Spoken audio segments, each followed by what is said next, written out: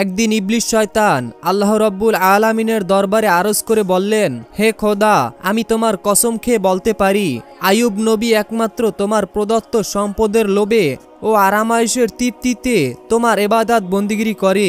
যদি তার এই ধন সম্পদ ও সুখ শান্তি বিলীন হয়ে যায় তাহলে সে একদিনে তোমার ইবাদতে লিপ্ত থাকবে না।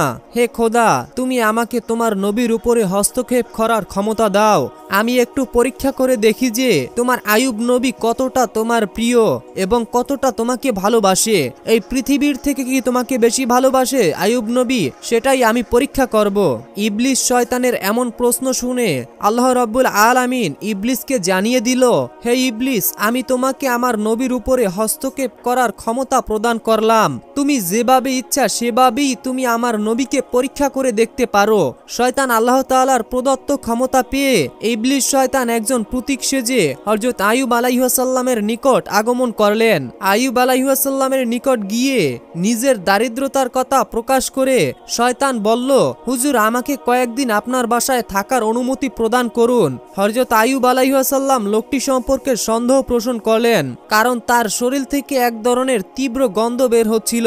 তখন হযরত আইয়ুব আলাইহিস সালাম তার সেই আবেদন নাকচ করে দিলেন এবং আইয়ুব আলাইহিস সালাম বললেন, আমি তোমাকে কিছুটা টাকা পয়সা দিয়ে দিচ্ছি, তুমি অন্য জায়গায় গিয়ে থাকার ব্যবস্থা করো। শয়তান হযরত আইয়ুব আলাইহিস সালামের এই ব্যবহারে খুবই ক্ষিপ্ত হলো। তাই ইবলিস শয়তান মলিন মুখে সে ফিরে গেল। এরপরে সে চিন্তা করতে লাগলো কিভাবে নবীকে পরীক্ষা করা যায়। ইবলিস শয়তান মনে মনে চিন্তা করার পর সে একটি সিদ্ধান্ত নিয়ে ফেলল, সেটা হলো নবীর ফল বাগানে আগুন ধরিয়ে দেবে। ইবলিস শয়তানের যেই ভাবনা সেই কাজ। এদিকে নবীর ফল বাগানে গিয়ে আগুন ধরিয়ে দিল। ইবলিস শয়তানের লাগানো আগুন অনেকগুলো ফল বাগান জ্বলে গেল, ঝলসে গেল। ফল বাগানের কর্মরত কর্মচারীগণ দৌড়াদৌড়ি করতে লাগলো। নবীর কাছে গিয়ে তারা এই খবর পৌঁছে দিল। একজন কর্মচারী হযরত আইয়ুব আলাইহিস সালামকে গিয়ে বলল, হুজুর, আপনার ফল বাগানে কে যেন আগুন ধরিয়ে দিয়েছে। হযরত আইয়ুব আলাইহিস সালাম বললেন, আলহামদুলিল্লাহ, আল্লাহর সম্পদ আল্লাহ নিয়ে গিয়েছে, এতে আমার চিন্তা হওয়ার কোনোই কারণ নেই। শয়তান যখন দেখলো হযরত আইয়ুব আলাইহিস সালামের ফল বাগান ধ্বংস করে দেওয়ার পরেও হযরত আইয়ুব আলাইহিস সালাম বিন্দু মাত্র চিন্তিত হলো না। এই অবস্থা যখন ইবলিস শয়তান দেখলো তখন তার পুরো শরীর দিয়ে যেন আগুনের জলকানি বের হচ্ছে। সে এখন নিজে নিজে জ্বলে পুড়ে ধ্বংস হয়ে যাচ্ছে, সেরকম একটা অবস্থা হচ্ছে। অতঃপর তিনি আবারও কূটনৈতিক চিন্তা ভাবনা করতে লাগলো কি করে নবীর ক্ষতি করা যায়। পরের দিন ইবলিস শয়তান নবীর রাস্তায় গিয়ে প্রচুর পরিমাণে আগুন ধরিয়ে দিল। সেই আগুনের কারণে মাঠের সমস্ত ঘাসপালা নষ্ট হয়ে গেল, যাতে সমস্ত পশুগুলো মারা গেল এবং কিছু সংখ্যক রাখালও সেখানে আগুন লেগে মারা গেল, মৃত্যুবরণ করেছে। অন্যান্য রাখালরা এই খবরটি খুব দ্রুত নবীর কাছে গিয়ে বলল। খবর শুনে হযরত আইয়ুব আলাইহিস সালাম নামাজে দাঁড়িয়ে গেলেন এবং তিনি বলতে লাগলেন, আল্লাহর সম্পদ আল্লাহ তাআলা নিয়ে গিয়েছে, এতে আমার চিন্তিত হওয়ার কিছুই নেই। শয়তান তখন দেখলো যে এত কিছু করার পরেও নবীর সামান্যতম চিন্তাও হলো না। তখন ইবলিস শয়তানের মনে আরো দ্বিগুণ আগুন জ্বলে উঠল। এরপরে সে নবীর আরো বড় ক্ষতি করার চিন্তা করতে লাগলো। হযরত আইয়ুব আলাইহিস সালামের 12 জন সন্তান ছিল। তারা মক্তবে পড়াশোনা করত।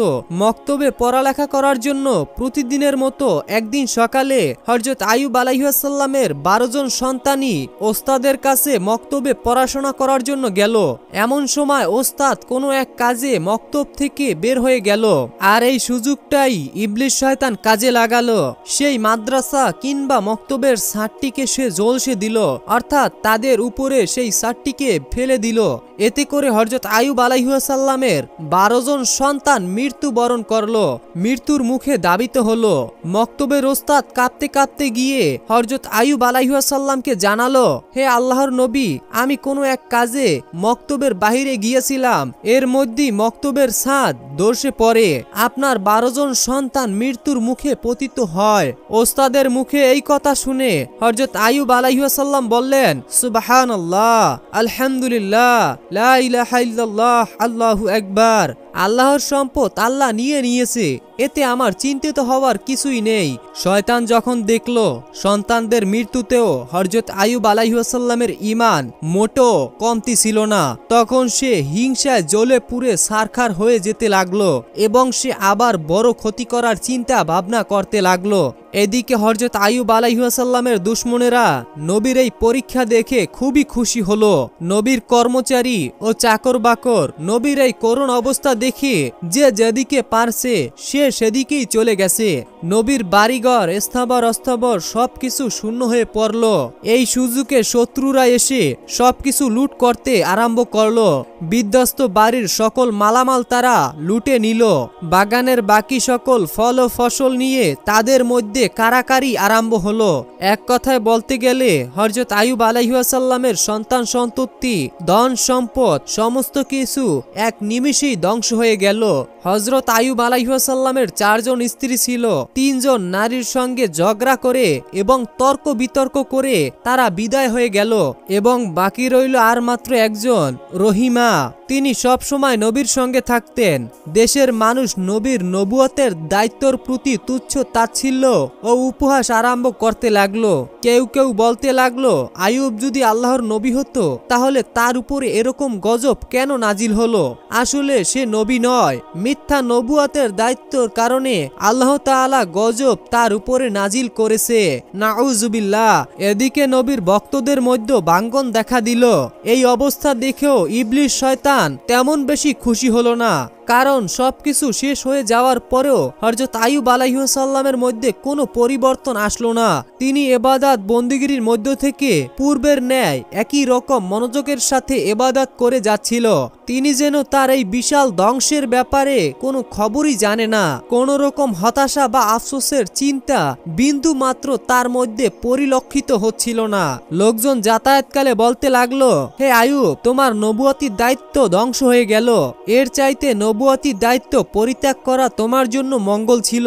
যেমন দেখো, আমরা নবীও না আর আমরা গজবেও পতিত হইনি। এছাড়াও লোকেরা নানান ধরনের তুচ্ছ তাচ্ছিল্যমূলক কথা হযরত আইয়ুব আলাইহিসসালামকে লক্ষ্য করে বলতে লাগলো। হযরত আইয়ুব আলাইহিসসালাম এই সমস্ত কথার প্রতি কোনো ভ্রুক্ষেপ নিলেন না। তিনি পূর্বের যতটুকু সময় মানুষের সঙ্গে মেলামেশা করে কাটাতেন তা সম্পূর্ণরূপে বন্ধ করে দিল। এই সব দৃশ্য দেখে ইবলিস শয়তান আর বসে থাকতে পারল না। সে চিন্তা করতে লাগলো কিভাবে নবীর আরো গুরুতর ক্ষতি করা যায়। ইবলিস শয়তান চিন্তা করতে করতে একটি অটল সিদ্ধান্তে পৌঁছালো এবং সে নবীর সাথে সাক্ষাৎ করার পরিকল্পনা করলো। ইবলিস শয়তানের যেই বলা সেই কাজ। এরপরে সে নবীর কাছে গিয়ে বলল, হুজুর, আমি আপনার একজন ভক্ত, আপনার কাছে আমার কিছু আরজি ছিল। এই কথা বলে সে নবীর কাছাকাছি চলে আসলো এবং হযরত আইয়ুব নবীর কানের কাছে এসে সে 2 কানে 2টা ফু দিয়ে সেখান থেকে চলে গেল। পরের দিন হঠাৎ করে হযরত আইয়ুব আলাইহিসসালামের শরীরে ফোসকার মতো এক প্রকার ফোঁড়া উঠে ভরে গেল। তিনি খুব অসুস্থ হয়ে গেল। আল্লাহ তাআলার ইবাদত বন্দেগী করতে হযরত আইয়ুব আলাইহিসসালামের কিছুটা বিগতিক সৃষ্টি হলো। স্ত্রী রহিমা তার সেবা যত্ন করছিলেন আর আস্তে আস্তে ফোঁড়াগুলো বড় গর্তের মতো হয়ে গেল। দীর্ঘদিনের এই অবস্থা কাটানোর পরে নবীর শরীরের মাংসের ভিতরে এক ধরনের পোকা দেখা দিল। আরো কয়েকদিন অতিবাহিত হওয়ার পরে নতুন নতুন আরো পোকার আবির্ভাব সেখানে হতে লাগলো। এই পোকাগুলো নবীর শরীরের মাংস রক্ত খেতে আরম্ভ করলো। অন্যদিকে নবীর জমানো টাকা পয়সা সবকিছু শেষ হয়ে গেল। তাদের দারুণভাবে খাদ্যের অভাব দেখা দিল। শুধু পানি পান করে নবী ও তার স্ত্রী রহিমা কয়েকদিন অতিবাহিত করলো। এরপরে তারা আর কিছুতেই ধৈর্য ধারণ করতে পারল না। এমন সময় তার স্ত্রী রহিমা হযরত আইয়ুব আলাইহিসসালামের নিকট আগমন করে আরজ করলেন, হে আল্লাহর নবী, এখন আমাদের কাছে আর কিছুই নেই। অতএব গ্রামে গিয়ে মানুষের বাসায় কাজ করে উপার্জন করা ছাড়া আমাদের কাছে অন্য কোনো পথ নেই। আপনি যদি আমাকে অনুমতি দিতেন তাহলে আমি গ্রামে গিয়ে মানুষের বাসায় কাজ করে হালাল রুজি উপার্জন করতে পারতাম আর তা দিয়ে আমাদের আহারের ব্যবস্থা করতে পারতাম। হযরত আইয়ুব আলাইহিসসালাম স্ত্রীর মুখে এই সকল কথা শুনে কাঁদতে আরম্ভ করলেন। তারপর তিনি বললেন, হে রহিমা, তোমাকে কষ্ট দেওয়ার কোনো মানসিকতা আমার ছিল না, কিন্তু কি করব, আমি খুবই অসুস্থ হয়ে পড়েছি, তাই বাধ্য হয়ে তোমাকে অনুমতি দিতে হচ্ছে। তুমি যাও মানুষের বাসায় গিয়ে কাজ করে তারপরে তুমি কিছু হালাল রুজির উপার্জন করে নিয়ে আসো। নবীর অনুমতি পেয়ে বিবি রহিমা মানুষের বাসায় কাজ করতে আরম্ভ করে দিলেন। একদিন গ্রামবাসী আইয়ুব আলাইহিসসালামের শরীরের অবস্থা দেখে অত্যন্ত ভীত সন্ত্রস্ত হয়ে গেলেন। ঘৃণায় তাদের শরীর গিরগির করতে লাগলো। এছাড়াও মাংস পচা গন্ধে মানুষ অতিষ্ঠ হয়ে গেল। তাই একদিন তারা হযরত আইয়ুব আলাইহিসসালামের নিকট উপস্থিত হয়ে বলল, হে আইয়ুব, তুমি দ্রুত আমাদের এই গ্রাম ছেড়ে অন্য গ্রামে চলে যাও, না হলে আমরা তোমাকে বের করে দিতে বাধ্য হব। হযরত আইয়ুব আলাইহিসসালামের সঙ্গে মাত্র 3 জন লোক ছিলেন তখন। একজন ছিলেন তার স্ত্রী রহিমা, আর 2 জন হযরত আইয়ুব আলাইহিসসালামের শিষ্য ও ভক্ত। তারা সব সময় নবীর দেখাশোনা ও সেবা করত। গ্রামবাসীদের ক্রমাগত চাপের মুখে হযরত আইয়ুব আলাইহিসসালামের শিষ্যরা তাকে বহন করে অন্য গ্রামে চলে যাওয়ার জন্য রওনা হলো। অনেকক্ষণ পথ চলার পর তারা অন্য এক গ্রামে উপস্থিত হলো। সেই গ্রামের লোকেরা হযরত আইয়ুব আলাইহিসসালামের শরীরের অবস্থা দেখে বলল, তোমরা এখানে কেন একে নিয়ে এসেছো? তোমরা একে নিয়ে অন্যথায় চলে যাও, না হলে আমরা তোমাদেরকে মেরে এখান থেকে বের করে দেব। এভাবে শিষ্যরা 7টি গ্রাম হযরত আইয়ুব আলাইহিসসালামকে নিয়ে ঘুরল, কিন্তু কোন গ্রামের লোকেরাই হযরত আইয়ুব আলাইহিসসালামকে আশ্রয় দিল না। তখন শিষ্যরা বিরক্ত হয়ে গেল। তখন শিষ্যরা জঙ্গলের কাছাকাছি একটি গাছের ছায়ায় রেখে তারা সেখান থেকে বিদায় গ্রহণ করলো। বিদায়কালে তারা বলাবলি করতে লাগলো, হযরত আইয়ুব আলাইহিসসালাম আল্লাহর নবী হওয়া সত্ত্বেও তার উপরে এই ধরনের মুসিবত কেন আসলো?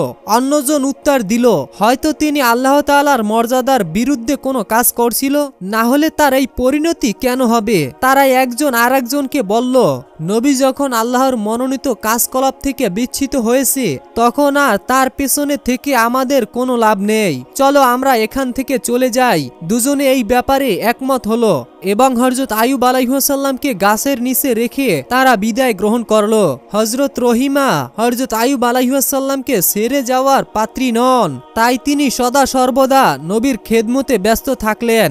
দিনের কিছু সময় মানুষের বাসায় গিয়ে কাজ করে যা সামান্য উপার্জন করত তা দ্বারা স্বামী স্ত্রীর জন্য ঔষধ ও খাবার দাবারের ব্যবস্থা করতেন। এভাবেই দীর্ঘদিন অতিবাহিত হয়ে গেল। হযরত আইয়ুব আলাইহিসসালামের শরীরে কত কীটপতঙ্গ মরে যায়, আবার নতুন কীটপতঙ্গ পোকামাকড় জন্ম হয়। এভাবে দিনের পর দিন হযরত আইয়ুব আলাইহিসসালামের শরীরে পোকামাকড়ের সংখ্যা কমে না, বরঞ্চ আরো বাড়ে। তার শরীরের সামান্য হাড্ডি মাংস ছাড়া আর কিছুই অবশিষ্ট ছিল না। একদিন হযরত আইয়ুব আলাইহিসসালামের শরীর থেকে কয়েকটি পোকা গড়িয়ে পড়ে গেল। তখন হযরত আইয়ুব আলাইহিসসালাম স্ত্রী রহিমাকে ডেকে বলল, রহিমা, মানুষ মাটির তৈরি, মানুষ মৃত্যুবরণ করার পর তার শরীর মাংস পুরো মাটিতে পরিবর্তন হবে। মাঝখানে আল্লাহর কিছু পোকা যদি এই মাংস রক্ত খেয়ে কিছুটা তৃপ্তি লাভ করতে পারে, এতে আপত্তি কিসের? অতএব যেই কীট পতঙ্গ পোকামাকড়গুলো মাটিতে পড়ে গিয়েছিল ওই পোকাগুলিকে পুনরায় উঠিয়ে আমার শরীরের সঙ্গে লাগিয়ে দাও। হযরত রহিমা স্বামীর আদেশ অনুসারে গড়িয়ে পড়া কীট পতঙ্গগুলো পুনরায় উঠিয়ে তার শরীরের সঙ্গে লাগিয়ে দিল। এদিকে হযরত রহিমা গ্রামে গিয়ে কোনো কাজ না পেয়ে তখন তিনি খুবই চিন্তিতগ্রস্ত হয়ে পড়লেন। কাজের জন্য তিনি সারা গ্রামে ছুটে বেড়াতে লাগলো, কিন্তু কোথাও কোনো কাজ পেল না। অবশেষে তিনি এক মহিলার কাছে গিয়ে বলল, আপনি আমাকে আজকের জন্য কিছু অর্থ ধার দিন, আমি আগামী দিন সেই অর্থ আপনাকে পরিশোধ করে দেব। আমার স্বামী অত্যন্ত রোগ আক্রান্ত, আমি আজকে কোনো কাজের ব্যবস্থা করতে পারিনি। আপনি যদি আমাকে কিছু অর্থ ধার দিতে পারেন তাহলে সেই অর্থ দ্বারা আমি আমার স্বামীর জন্য ঔষধ ও খাবার নিয়ে যাব, আর না হলে আমার স্বামীকে না খেয়ে থাকতে হবে। আপনি আমার প্রতি একটু দয়া করুন। মহিলা হযরত রহিমার কথা শুনে বলল, আমি কাউকে টাকা ধার দেই না। জীবনে অনেক মানুষকে টাকা ধার দিয়েছি, কিন্তু তারা কেউ আজ পর্যন্ত আমাকে ফেরত দেয়নি। অতএব তোমরা এই বাউতাবাজি অভিনয় বাদ দিয়ে সোজা বাড়ির পথে চলে যাও, আমি কোনো টাকা তোমাকে ধার দিতে পারবো না। হযরত রহিমা বললেন, তবে আমাকে কিছু কাজ দিন, সেই কাজের বিনিময়ে না হয় আমাকে টাকা দেবেন। মহিলা বলল, আমার কাছে কোনো কাজ নেই, তবে তোমাকে একটি শর্তের বিনিময়ে টাকা দিতে পারি। তোমার মাথার চুলগুলি আমার খুব পছন্দ হয়েছে, তুমি যদি তোমার মাথার চুলগুলি কেটে আমাকে দিয়ে দাও, সেই চুলের বিনিময়ে আমি তোমাকে কিছু টাকা দিতে পারি। হযরত রহিমা বললেন, হে মহিয়সী নারী, আমার স্বামী অত্যন্ত রোগাক্রান্ত, তার সমস্ত শরীর পোকায় খেয়ে ফেলেছে, তিনি কোনো কঠিন জিনিস স্পর্শ করতে পারে না। তিনি যখন বিছানা থেকে ওঠে তখন আমার মাথার চুল ধরে বিছানা থেকে ওঠেন। আমি যদি আমার মাথার চুলগুলো কেটে আপনাকে দিয়ে দেই, তাহলে আমার স্বামী কিভাবে ধরে বিছানা থেকে উঠবে? তখন সেই মহিলা বলল, ঠিক আছে, তাহলে তুমি তোমার মাথার অর্ধেক চুল কেটে দিয়ে যাও, আমি সেই অর্ধেক চুলের বিনিময়ে তোমাকে টাকা দিব। হযরত রহিমা নিরুপায় হয়ে শেষ পর্যন্ত মহিলার প্রস্তাবে রাজি হয়ে গেলেন এবং তার মাথার অর্ধেক চুল কেটে তাকে দিয়ে দিলেন এবং তার কিছু অর্থ গ্রহণ করলেন। এই অর্থ দ্বারা স্বামীর জন্য ঔষধ ও খাবার নিয়ে বাড়ির পথে রওনা হলো। শয়তান যখন দেখলো হযরত রহিমা তার মাথার অর্ধেক চুল কেটে ফেলেছে, ইবলিস শয়তান তখন একটি ফন্দি আঁকলো। হযরত রহিমা ও হযরত আইয়ুব আলাইহিস সালামের মাঝে একটি বিভ্রান্ত সৃষ্টি করবে সেই সিদ্ধান্ত গ্রহণ করলো। এরপরে সে একজন দরবেশ বেশে হযরত আইয়ুব আলাইহিস সালামের কাছে এসে বলল, হুজুর, আপনি একজন আল্লাহর নবী, অথচ আপনার স্ত্রীর চরিত্র অত্যন্ত জঘন্য। সে বিভিন্ন জায়গায় চুরি করে এবং চুরির মাধ্যমে অর্থ উপার্জন করে, যার ফলে আজকে এক ঘটনায় মানুষ তাকে হাতে নাতে ধরে ফেলেছে এবং তার মাথার চুল কেটে দিয়েছে। সে বাড়ি ফিরে আসলে আপনি এর সত্যতা দেখতে পাবেন। আমরা নবী হিসাবে আপনাকে অত্যন্ত শ্রদ্ধা করি, তাই আগে থেকেই আপনাকে এই ঘটনাটি জানিয়ে গেলাম। এই বলে শয়তান সেখান থেকে বিদায় নিল। হযরত আইয়ুব আলাইহিস সালাম শয়তানের এই কথা বিশ্বাস করলেন এবং অত্যন্ত ক্রোধান্বিত হয়ে একা একই বলতে লাগলো, আমার স্ত্রী এমন রাস্তায় পৌঁছে গিয়েছে আমি কল্পনাও করতে পারি না। আমি আর তার উপার্জিত অর্থ খাবো না। সে আমাকে এ যাবৎ অসৎ পথে উপার্জন করে খাওয়াচ্ছে, এজন্য আমি আল্লাহ তাআলার কাছে অত্যন্ত অনুতপ্ত। হে আমার মাবুদ রহমানুর রহিম, তুমি আমাকে ক্ষমা করে দাও।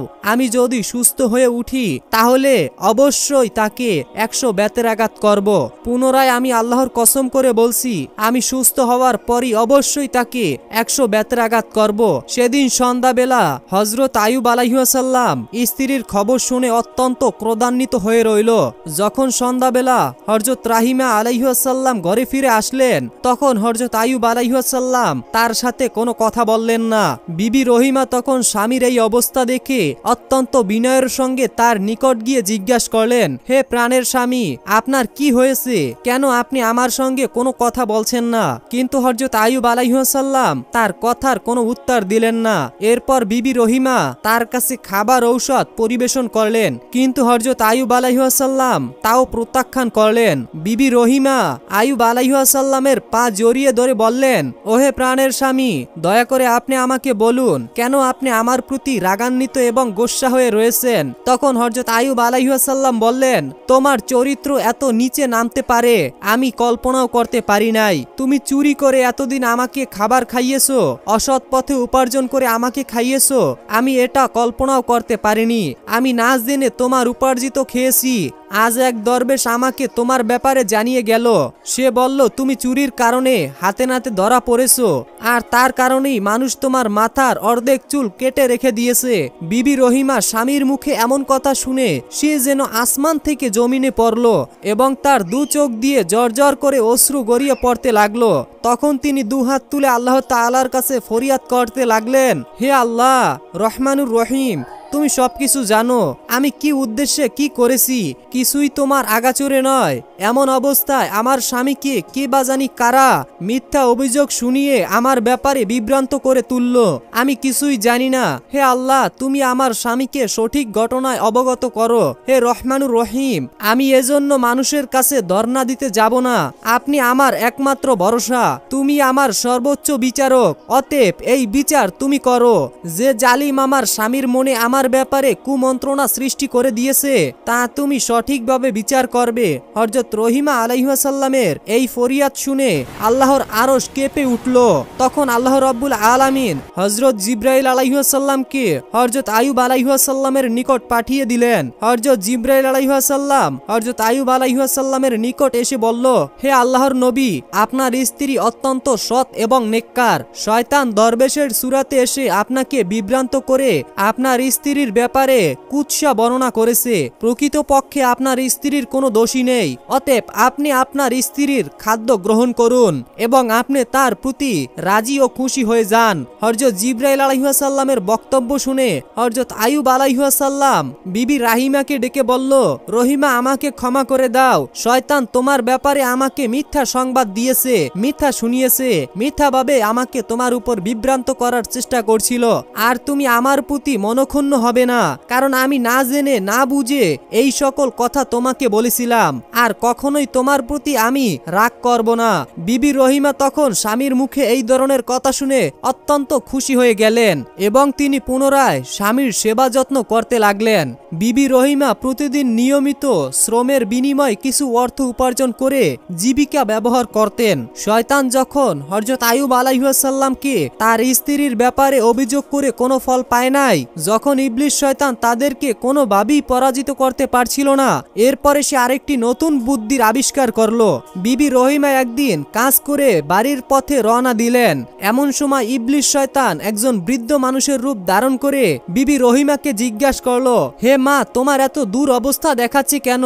বিবি রহিমা উত্তর দিলেন, আমার স্বামী খুবই অসুস্থ, তার শরীরে ঘা হয়েছে এবং তাতে পোকা জন্ম নিয়েছে, তার শরীরের রক্ত মাংস পোকায় খেয়ে ফেলেছে, তাই আমি আমার স্বামীকে নিয়ে বিভ্রান্ত, খুবই চিন্তিতগ্রস্ত থাকি। তখন সেই বৃদ্ধ সুরাতের রূপী ইবলিস শয়তান বলল, আমি তোমাকে তোমার স্বামীর এই ঘা শুকানোর জন্য একটি ঔষধের কথা বলে দিতে পারি। যদি তুমি তোমার স্বামীকে না জেনে এটা ব্যবহার করতে পারো, তাহলে একদিনের মধ্যেই এই রোগ থেকে সে মুক্তি লাভ করতে সক্ষম হবে। বিবি রহিমা বলল, হুজুর, দয়া করে আমাকে ঔষধটার নাম বলে দিন, আমি এটা ব্যবহার করার চেষ্টা করব। তখন বৃদ্ধ বলল, এই ঔষধ সম্পর্কে তোমার স্বামীকে যদি তুমি পূর্বে অবগত করে দাও, তাহলে এই ঔষধ ব্যবহার করতে অস্বীকৃতি করতে পারে। অতএব তুমি যদি তাকে না জানিয়ে ব্যবহার করতে পারো, তাহলে অবশ্যই সে আরোগ্য লাভ করবে। অতঃপর বৃদ্ধ রহিমাকে জিজ্ঞাসা করলেন, মা, তোমার স্বামীর নাম কি? বিবি রহিমা বললেন, আমার স্বামীর নাম হযরত আইয়ুব আলাইহিস সালাম। তিনি আল্লাহ তাআলার একজন নবী। তিনি প্রথম জীবনে খুবই সম্পদশালী ছিলেন। পরবর্তীতে আল্লাহ রাব্বুল আলামিন তাকে বিভিন্ন বালা মুসিবত দ্বারা পরীক্ষা করে ফেলেছেন। এখন তিনি কঠিন রোগ আক্রান্ত। শয়তানের সুরাতধারী বৃদ্ধ মহিলার কথা শুনে বলল, তাকে যখন গ্রামের মানুষ গ্রাম থেকে বের করে দিয়েছিল, তখন আমি তাকে একবার দেখেছিলাম, আর তার জন্য আমার কাছে একটি উপযুক্ত ঔষধ রয়েছে। বিবি রহিমা বলল, হুজুর, দয়া করে তাহলে আমাকে সেই ঔষধটি প্রদান করুন। বৃদ্ধ বলল, তুমি এখানে একটু অপেক্ষা করো, আমি ঔষধ এনে এখনই তোমাকে দিচ্ছি। এই বলে বৃদ্ধ চলে গেল। বিবি হাজেরা সেখানে বৃদ্ধর অপেক্ষায় দাঁড়িয়ে রইল। কিছু সময় পর বৃদ্ধ এক বোতল পানি যাবতীয় ঔষধ এবং মাংস যাবতীয় এক প্রকার ঔষধ নিয়ে হাজির হলো। বৃদ্ধ রহিমার হাতে বোতল তুলে দিয়ে বললেন, এই ঔষধ তার শরীরে লাগাবে এবং মাংস যাবতীয় ঔষধ দিয়ে বলল, এটা বুনা করে তাকে খেতে দিবে। দেখবে আগামী 2 দিনের মধ্যে তার শরীর অর্ধক্য সুস্থ হয়ে যাবে। তার পরের দিন এভাবেই লাগাবে। 2 দিনের মধ্যে তিনি আরোগ্য লাভ করবেন। হযরত আইয়ুব আলাইহিস সালাম হচ্ছেন আল্লাহর নবী। তার প্রতি আমার অনেক ভক্তি শ্রদ্ধা রয়েছে। অতএব তার সামান্য উপকার করতে পারলে নিজেকে ধন্য বলে মনে করব। আমি তার একজন কঠিন ভক্ত, কিন্তু শত্রুদের সতর্ক বিরোধিতার কারণে আমি তার কোনো খোঁজ খবর নিতে পারিনি। তবে আগামীতে আমি সরাসরি তার নিকট গিয়ে দেখা করব। এই ধরনের লম্বা বক্তব্য দিয়ে শয়তান বিবি রহিমার আস্থা অর্জন করে সেখান থেকে বিদায় গ্রহণ করলেন। এরপরে বিবি রহিমা ঔষধ নিয়ে নবীর কাছে পৌঁছালো। প্রথমে তারা খাবার দাবার সম্পূর্ণ করলো। এরপরে তিনি অনেক চিন্তা ভাবনা করতে লাগলেন, কিন্তু শেষ পর্যন্ত নবীকে না জানিয়ে এই ঔষধ ব্যবহার করতে সাহস পেলেন না। তাই তিনি নবীর কাছে গিয়ে বললেন, ওহে আল্লাহর নবী, আজ এক বৃদ্ধ পথের মধ্যে আমাকে এক প্রকার ঔষধ দিয়েছেন এবং তিনি বলেছেন এই ঔষধ নিয়মিত 2 দিন ব্যবহার করলেই আপনি পরিপূর্ণ আরোগ্য লাভ করবেন। হযরত আইয়ুব আলাইহিস সালাম বিবি রহিমার কথা শুনে বললেন, হে রহিমা, তুমি কি মনে করো আমার এই রোগ ঔষধের মাধ্যমে আরোগ্য লাভ করবে? এটা আল্লাহ আমাকে দিয়েছেন এবং আল্লাহই আমাকে এই রোগ থেকে আরোগ্য দান করবেন। কোন ঔষধ এই রোগ কমাতে কমাতে পারবে না। তখন বিবি রহিমা স্বামীর কথা শুনে বললেন, যিনি এই ঔষধ দিয়েছেন তিনি একজন মুসলিম এবং তিনি আপনার একজন বড় ভক্ত, তাই তার ঔষধের ব্যাপারে আমার কোনো সন্দেহ নেই, আর এখন আপনার মর্জির উপরেই নির্ভরশীল। হযরত আইয়ুব আলাইহিস সালাম বললেন, আপাতত তুমি ঔষধটা রেখে দাও। আল্লাহ তাআলার পক্ষ থেকে এই ব্যাপারে কোনো সংবাদ না পেলে আমি এই ঔষধ ব্যবহার করতে পারি না। বিবি রহিমা নবীর আদেশ পেয়ে নবীর বিছানার কাছেই সেই ঔষধ রেখে দিলেন। পরের দিন সকালে হযরত আইয়ুব আলাইহিস সালাম বিবি রহিমাকে ডেকে বলল, হে রহিমা, আমি অসুস্থ হওয়ার পর থেকে প্রতি রাতে 2 বার আল্লাহ রব্বুল আলামিনের তাজাল্লি দর্শন করতাম এবং সেই তাজাল্লি দর্শন করে মনে অশেষ তৃপ্তি লাভ করতাম, কিন্তু আজকে রাতে আমি সেই তাজাল্লি দর্শন করতে সক্ষম হইনি, কিন্তু এর কারণ কি তা আমি বুঝতে পারলাম না। বিবি রহিমা তখন বললেন, হে প্রাণের স্বামী, আপনি একজন আল্লাহর নবী, এর উপযুক্ত কারণ হয়তো আপনিই ভালো জানেন। আমি একজন আল্লাহর বান্দি, আমি কি করে জানবো এর উপযুক্ত কারণ কি? এরপরে হযরত আইয়ুব আলাইহিস সালাম খুবই চিন্তিতগ্রস্ত হয়ে পড়লেন। এভাবেই একের পর এক 3 দিন কেটে গেল।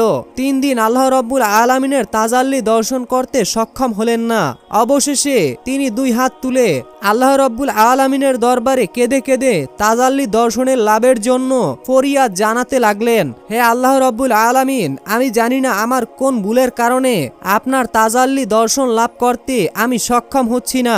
আমার যদি কোনো ভুল হয়ে থাকে তাহলে আমার ভুলগুলোকে আপনি মার্জনা করে দিন, হে আল্লাহ রব্বুল আলামিন, আর দয়া করে আপনার তাজাল্লি দর্শন থেকে আমাকে বঞ্চিত করবেন না। হযরত আইয়ুব আলাইহিস সালামের এরূপ দোয়ার পর হযরত জিবরাইল আলাইহিস সালাম এসে তাকে জানালেন, হে আল্লাহর নবী, আপনার বিছানার পাশে শারাবের তেল ও শূকরের মাংস আছে। এই সকল হারাম জিনিস আপনার বিছানার পাশে রেখে আপনি কিভাবে আল্লাহ তাআলার তাজাল্লি দর্শনের আশা করতে পারেন? আপনি যদি পুনরায় আল্লাহ রব্বুল আলামিনের তাজাল্লি লাভ করতে চান তাহলে অবশ্যই এই জিনিসগুলো এখনই বিছানার পাশ থেকে সরিয়ে রাখুন। গভীর রজনীতে হযরত আইয়ুব আলাইহিস সালাম বিবি রহিমাকে ডেকে বললেন, হে বিবি রহিমা, আমার বিছানার কাছে কোথায় শরাব ও শূকরের মাংস আছে? খুব শীঘ্রই সেগুলোকে সেখান থেকে সরাও। এই বস্তুগুলো এখানে থাকার কারণেই আমি আল্লাহ তাআলার তাজাল্লি দর্শন করতে ব্যর্থ হয়েছি। বিবি রহিমা নিদ্রা থেকে জাগ্রত হয়ে চতুর্দিকে ভালো করে খোঁজাখুঁজি করলেন, কিন্তু তিনি কোথাও শরাব ও শূকরের মাংস পেলেন না। তখন আইয়ুব আলাইহিস সালাম তাকে বললেন, তোমার আনা সেই ঔষধ কোথায়? বিবি রহিমা বললেন, ওগুলো এখানেই আছে, আপনার বিছানার পাশেই। নবী বলল, সেগুলোকে এখান থেকে সরিয়ে ফেলো, আমার মনে হয় এগুলোই শারাফ ও শূকরের মাংস। নবীর আদেশ পেয়ে বিবি রহিমা তখন সেই ঔষধগুলো সেখান থেকে দূরে সরিয়ে দিলেন। তারপরে হযরত আইয়ুব আলাইহিস সালাম আবার ধ্যানে মগ্ন হলেন। যখন রজনী শেষ দিকে আসলো তখন আইয়ুব আলাইহিস সালাম চিৎকার দিয়ে উঠে বললেন, হে রহিমা, এবার আমি আল্লাহ তাআলার তাজাল্লি দর্শন করতে সক্ষম হয়েছি। বিবি রহিমা, ভেবে দেখো তাহলে এই ঔষধ ছিল শারাব এবং শূকরের মাংস। এগুলো আমার নিকট থাকার কারণে আমি আজ 3 দিন পর্যন্ত আল্লাহ তাআলার তাজাল্লি প্রদর্শন করতে ব্যর্থ হয়েছি। এগুলো যে তোমাকে দিয়েছে সে মানুষ নয়, সে মানুষরূপী শয়তান। এই ঔষধ দিয়ে তোমাকে এবং আমাকে বিভ্রান্ত করার চেষ্টা করেছিল, কিন্তু আল্লাহ রব্বুল আলামিনের অশেষ মেহেরবানিতে আমরা শয়তানের ধোঁকা থেকে রক্ষা পেতে সক্ষম হয়েছি। হযরত আইয়ুব আলাইহিস সালাম এভাবে দীর্ঘ 18 বছর যাবত রোগ ব্যাধি বালা মুসিবত ভোগ করছিলেন। শেষের দিকে যখন পোকাগুলো তার চোখ ও জিহ্বা আক্রমণ করতে লাগলো তখন তিনি কাঁদতে কাঁদতে আল্লাহ তাআলার দরবারে ফরিয়াদ করলেন, হে আল্লাহ, আমার চোখ দিয়ে আমার স্ত্রীকে দর্শন করি এবং সূর্য দেখে অক্ত ঠিক করি, আর জিহ্বা দ্বারা তোমার জিকির আজগার করি। অতএব এই 2টি জিনিসও যদি পোকা খেয়ে নষ্ট করে ফেলে তাহলে তোমার ইবাদত করা আমার জন্য কষ্ট হয়ে যাবে। এই দোয়ার পরিপ্রেক্ষিতে আল্লাহ রাব্বুল আলামিন তার নবীকে জানিয়ে দিলেন, আমি অচিরেই আপনাকে রোগ মুক্ত করব এবং আপনার স্ত্রীকে পুরস্কৃত করব। কোনো একদিন ভোরবেলা রহিমা যখন কাজে বের হয়ে গেল, রহিমা কাজে বের হয়ে যাওয়ার পর হযরত জিবরাইল আলাইহিস সালাম এসে এসে হযরত আইয়ুব আলাইহিস সালামকে বললেন, হে আল্লাহর নবী, আপনি আপনার পদযুগল দিয়ে মাটির উপরে আঘাত করুন। আপনার আঘাতের ফলে একটি নহর সৃষ্টি হবে। আপনি সেই নহরের পানি দিয়ে গোসল করুন এবং পেট ভরে পানি পান করুন। অল্পক্ষণের মধ্যেই আপনি সুস্থ হয়ে উঠবেন। হযরত আইয়ুব আলাইহিস সালাম হযরত জিবরাইল আলাইহিস সালামের পরামর্শ অনুসারে পা দ্বারা মাটিতে আঘাত করলেন। তখন সেখানে একটি পানির ফোয়ারা সৃষ্টি হলো এবং সেই ফোয়ারা থেকে পানি উঠে হযরত আইয়ুব আলাইহিস সালামের শরীরে পতিত হলো।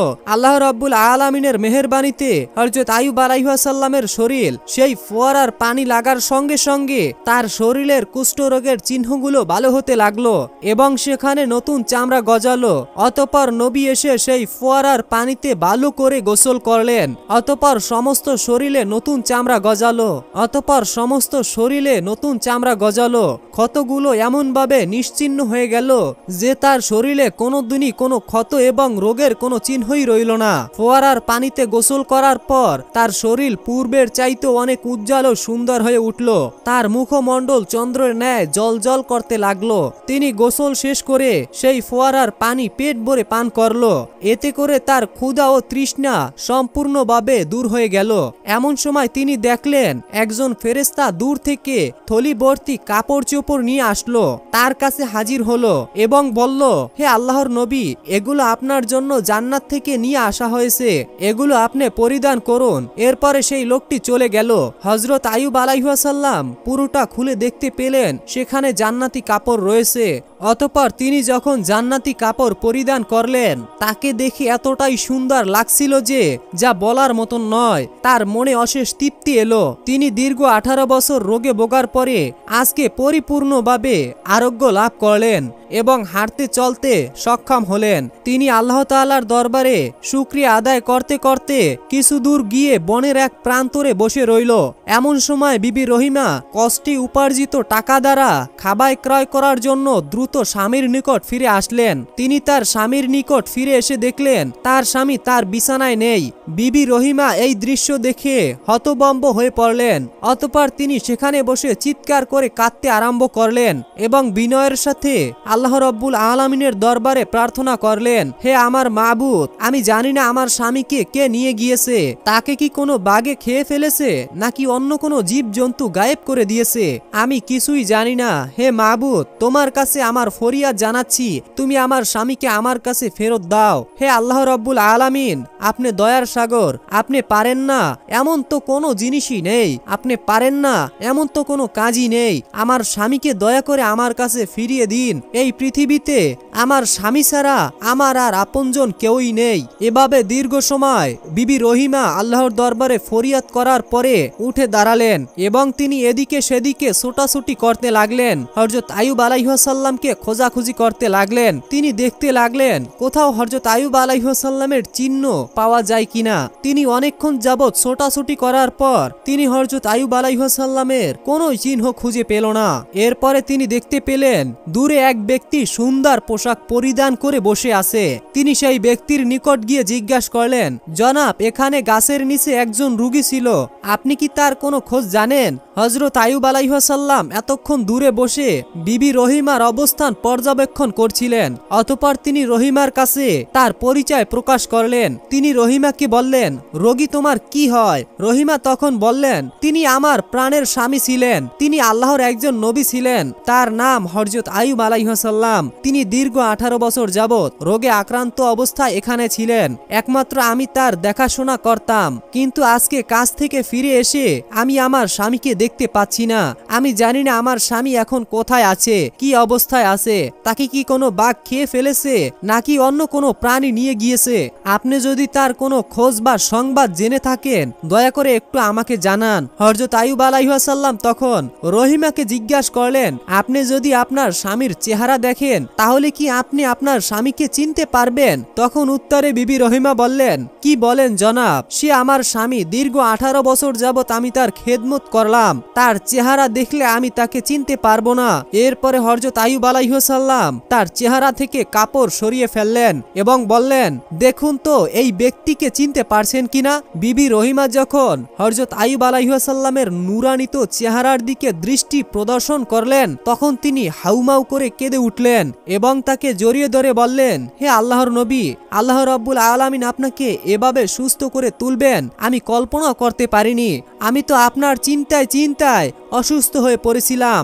আল্লাহর কাছে লাখো কোটি শুকরিয়া যে তিনি আপনাকে সুস্থ করে দিয়েছেন এবং পুনরায় আমার কাছে ফিরিয়ে দিয়েছেন।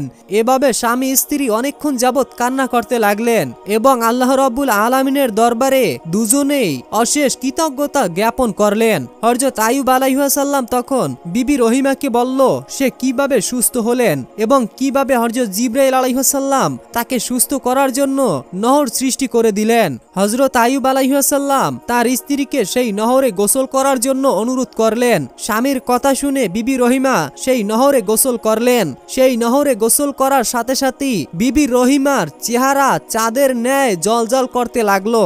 18 বছর যুবতীর ন্যায় শরীরে রূপ লাবণ্য ফিরে আসলো। এরপরে হযরত আইয়ুব আলাইহিস সালাম তার স্ত্রীকে সাথে নিয়ে বাড়ি আসার পথে রওনা দিলেন। অনেকটা পথ অতিক্রম করতে লাগলেন। তারা তাদের বাড়ি এসে দেখলেন তাদের দালান কোঠা সব পূর্বের মতো অক্ষত অবস্থায় রয়েছে। অতঃপর তারা ভেতরে প্রবেশ করে দেখলেন তাদের ছেলেমেয়েরা সেখানেই বসে খেলাধুলা করছিল। পিতামাতাকে দেখে তারা সকলেই এসে তাদেরকে জড়িয়ে ধরলো এবং তারা জিজ্ঞাসা করলো, আপনারা কয়েকদিন যাবৎ কোথায় ছিলেন? হযরত আইয়ুব আলাইহিস সালাম বললেন, আমরা আল্লাহ তাআলার দাওয়াতে গিয়েছিলাম। তখন ছেলেমেয়েরা হাউমাউ করে কেঁদে উঠলেন এবং তাদেরকে বললেন, কেন আপনারা আমাদেরকে একা রেখে দাওয়াতে গিয়েছিলেন?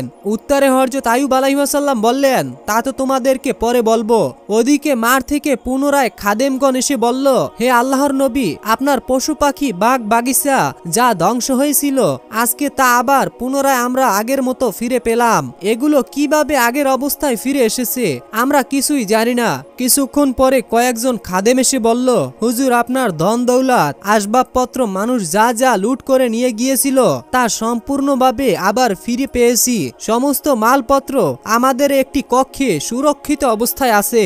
এবং আরো কর্মচারীগণ নবীকে এসে সমস্ত ঘটনা সমস্ত কিছু বিবরণ দিয়ে বললেন।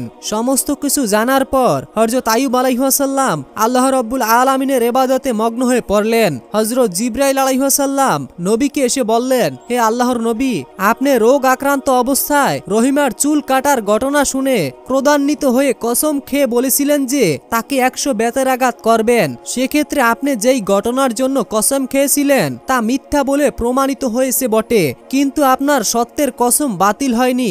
অতএব আপনি 100 গমের শীষ একত্রিত করে বিবি রহিমার শরীরে মৃদু স্পর্শ করুন, তাতে আপনার কসম সার্থকপূর্ণ হয়ে যাবে এবং বিবি রহিমার কোনো কষ্ট হবে না। জিবরাইল আলাইহিস সালামের পরামর্শ অনুসারে তখন হযরত আইয়ুব আলাইহিস সালাম 100 গমের শীষ একত্রিত করে বিবি রহিমার শরীরে একবার মৃদু আঘাত করলেন। এতে নবীর কসম পূর্ণ হয়ে গেল এবং বিবি রহিমাও কোনো কষ্ট পেল না। প্রিয় দর্শক শ্রোতা, শয়তান হযরত আইয়ুব আলাইহিস সালামকে অসংখ্যবার চ্যালেঞ্জ করেছিল, কিন্তু হযরত আইয়ুব আলাইহিস সালামকে তিনি কোনোভাবেই বিভ্রান্ত করে পথভ্রষ্ট করতে পারেনি। আমরাও যদি হযরত আইয়ুব আলাইহিস সালামের মতো আল্লাহ রাব্বুল আলামিনের পথে ধৈর্য ধারণ করতে পারি, তাহলে শয়তান কখনোই আমাদেরকে পথভ্রষ্ট করতে পারবে না। প্রিয় দর্শক, এই ছিল আমাদের আজকের ভিডিওটি যদি আপনাদের কাছে ভালো লেগে থাকে তাহলে অবশ্যই ভিডিওটিতে একটি লাইক দিয়ে ও কমেন্ট করে আপনার মতামত জানাবেন এবং অবশ্যই পরবর্তী ভিডিও পাওয়ার জন্য রাসূলের জুলফিকার চ্যানেলটিকে অবশ্যই সাবস্ক্রাইব করে রাখুন। আপনারা সকলেই ভালো থাকবেন, সুস্থ থাকবেন। আল্লাহ হাফেজ। আসসালামু আলাইকুম ওয়া রাহমাতুল্লাহ।